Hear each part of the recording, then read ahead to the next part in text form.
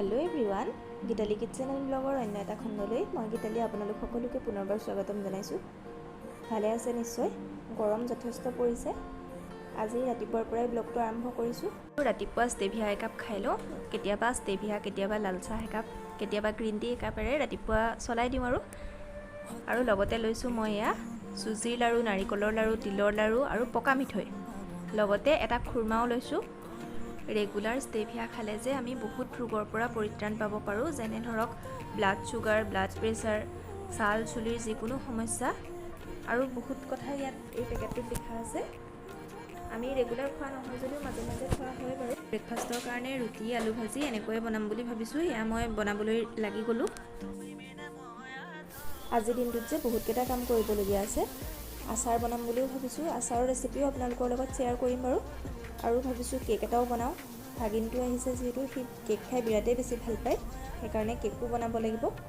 তাকে কি কৰোঁ দিনটো আপোনালোকৰ লগত শ্বেয়াৰ কৰি থাকিম। ভিডিঅ'টো শেষলৈকে চাব বুলি আশা কৰিছোঁ। যিসকলে মোৰ চেনেলটো এতিয়াও ছাবস্ক্ৰাইব কৰা নাই, প্লিজ আপোনালোকে ছাবস্ক্ৰাইব কৰি দিব আৰু শ্বেয়াৰ কৰিবচোন। ভিডিঅ'টো চাই ভাল পালেও বেয়া পালেও আপোনালোকে কিবা এটা কমেণ্ট কৰিবচোন। কমেণ্টটো কৰিলে ভাল লাগে দিয়কচোন। ক'ৰবাত যদি কিবা ভুল হৈছে আপোনালোকে আঙুলিয়াই দিব, তেতিয়া মোৰো ভাল লাগিব। এতিয়া আমি ব্ৰেকফাষ্ট কৰি লওঁ, তাৰপিছত আপোনালোকক লগ পাই আছোঁ। দুপৰীয়া সাজৰ বাবে মই মৰিচা বনাবলৈ লৈছোঁ। মৰিচা বনাবৰ কাৰণে মই কেৰাহীত প্ৰথমতে তেল দিলোঁ। ইয়াতে মই বিলাহী, আদা, নহৰু, জলকীয়া এনেকৈ পেষ্ট কৰি থোৱা এই পেষ্টখিনি ঢালি দিলোঁ। মৰিচাৰ যে ঠাৰিখিনি সেইখিনি মই ভালদৰে চুচটো গুচাই এনেদৰে কাটি লৈছোঁ। ইয়াতে মই লৈছোঁ কেইপিচমান আলু। আলুটো অপশ্যনেল হয়, আপোনালোকে মন কৰিলে দিব পাৰে, মন নকৰিলে নিদিলেও কথা নাই, এনেও বহুত ধুনীয়া লাগে। ইয়াতে মই পিচি থোৱা সৰিয়হৰ পেষ্ট, বগা সৰিয়হ পেষ্ট বনাই থৈছিলোঁ, ইয়াৰ 2 চামুচো দি দিছোঁ।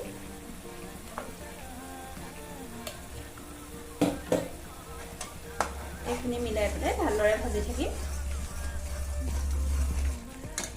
প্ৰায় 10 মিনিটমান এনেদৰে লৰাই লৰাই ভাজি ল'ব লাগিব। অলপ সময় ভজা হোৱাৰ পিছত এয়া দেখিছেনে ডাঠ হৈ আহিছে।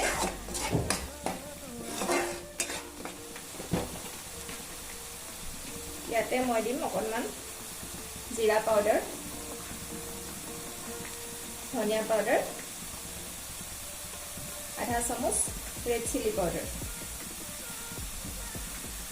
হালধি পাউডাৰ। মছলাৰ পৰা তেল বিৰিঙিবলৈ আৰম্ভ কৰিছে, আপোনালোকে নিশ্চয় ধৰিব পাৰিছে। ইয়াত এতিয়া মই কাটি থোৱা পাচলিখিনি দিম। পাচলিখিনি দি এনেদৰে ভালদৰে মিলাই লৈছোঁ। আন্দাজ মতে নিমখ,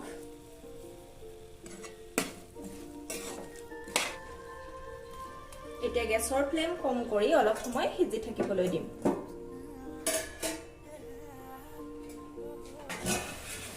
এনেকৈ মিডিয়াম ফ্লেমত অকণমান সময় ভাজি ল'লে মছলাখিনি ভালদৰে সোমাই যায় পাচলিত আৰু খাবলৈ বেছি সোৱাদ লগা হয়। অলপ সময় ভাজি ল'লোঁ। এতিয়া ইয়াতে মই অকণমান গৰম পানী দিম। গৰম পানীখিনি দিয়াৰ পিছত এতিয়া আমি 10 মিনিটমান সময়ৰ কাৰণে এনেকৈ আকৌ ঢাকোন মাৰি ৰাখি দিম। 10 মিনিটৰ পিছত এয়া কালাৰটো কিমান ধুনীয়া আহিছে। আমাৰ ৰেডিয়ে হৈ গ'ল। এয়া ধুনীয়াকৈ সিজি আহিলে, চাওকচোন কিমানেই ধুনীয়া লাগিছে দেখিবলৈ। গৰমে গৰমে ভাত বা ৰুটিৰ লগত পৰিৱেশন কৰিবলৈ যে ইমানেই ধুনীয়া হৈছে নহয়। অ ধন ধন, ভাগিনটো আছে যে তাক টেষ্ট কৰি চাবলৈ দিওঁ কেনেকুৱানো হৈছে। টেষ্ট কৰি চোৱাহে কেনেকুৱা হৈছে।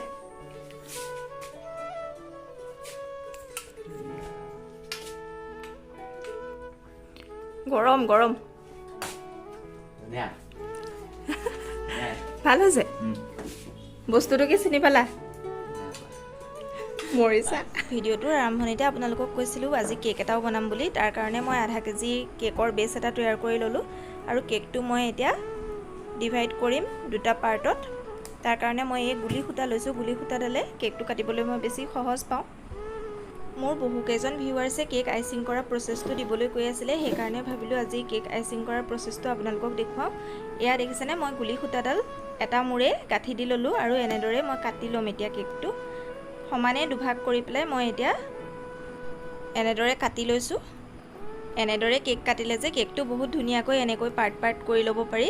কেকটো আইচিং কৰিবলৈ যিহেতু চুগাৰ চিৰাপৰ প্ৰয়োজন হয়, মই এতিয়া চুগাৰ চিৰাপ কেনেকৈ বনাই আপোনালোকক প্ৰচেছটো দেখুৱাম। এইফালে মই লৈছোঁ চেনি অলপ সৰহকৈ লৈছোঁ। ইয়াতে মই অলপ পানী দিম, পানীখিনি দি পেলাই মই চেনিখিনি ভালদৰে মিলাই ল'ম। হৈ গ'ল ৰেডি চুগাৰ চিৰাপখিনি ৰেডি কৰি এনেকুৱা বটল এটাত ভৰাই ল'লোঁ। বটলটোত ভৰাই পেলাই মই বটলটোৰ হাফৰতে ফুটা উলিয়াই দিছোঁ যাতে মই কেকটোত দিবলৈ সুবিধা হয়।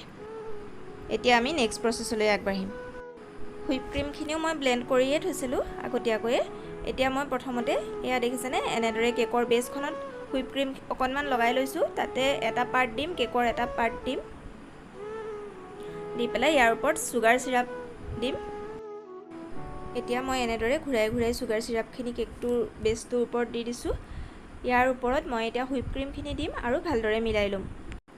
এনেকৈ ভালদৰে মিলাই লোৱাৰ পিছত কেকৰ যিটো আনটো বেছ থৈ দিছিলোঁ সেইটো বেছ দি দিম আৰু ইয়াৰ ওপৰত আকৌ চুগাৰ চিৰাপখিনি ঢালি ল'ম। যিমান পাৰি সৰহকৈ চুগাৰ চিৰাপ ঢালিব যাতে কেকটোৱে এবজৰ্ব কৰি লয়।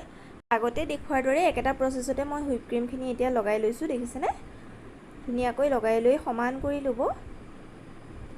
চাৰিওকাষটো এনেদৰে ঘূৰাই ঘূৰাই মিহি কৰি ল'ব। এইটো নজেলৰ সহায়তে একেবাৰে চিম্পুলকৈ কেকটো বনাম আজি। অকণমান ডিজাইন দিবৰ কাৰণে মই এতিয়া হুইপ ক্ৰীমখিনিত অকণমান ফুড কালাৰ মিলাই লৈছোঁ, অৰেঞ্জ কালাৰ টাইপৰ। এতিয়া কালাৰখিনি ভালকৈ মিলাই পাইপিং বেগটোত ভৰাই লৈছোঁ আৰু লাহে লাহে এনেদৰে ডিজাইন দি গ'লে কেক ৰেডি হৈ গ'ল। অকণমান হাইলাইট কৰিবৰ কাৰণে মই এতিয়া বাকী থকা হুইপ ক্ৰীমখিনিত গ্ৰীণ কালাৰটো মিলাই ল'লোঁ আৰু ইয়াত পাতৰ আকাৰ দি ল'ম। এয়া দেখিছেনে, ৰেডি হৈ গ'ল। একদম পটাপটকৈ বনাই দিছোঁ কেকটো। ৰেডি হৈ গ'ল আমাৰ কেক।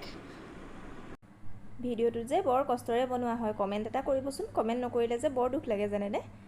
আজিৰ ভিডিঅ'টো ইমানতে শেষ কৰিছোঁ। আকৌ এটা নতুন ভিডিঅ'ৰ সৈতে আপোনালোকক পুনৰ লগ পাম। সকলো ভালে থাকক। ধন্যবাদ।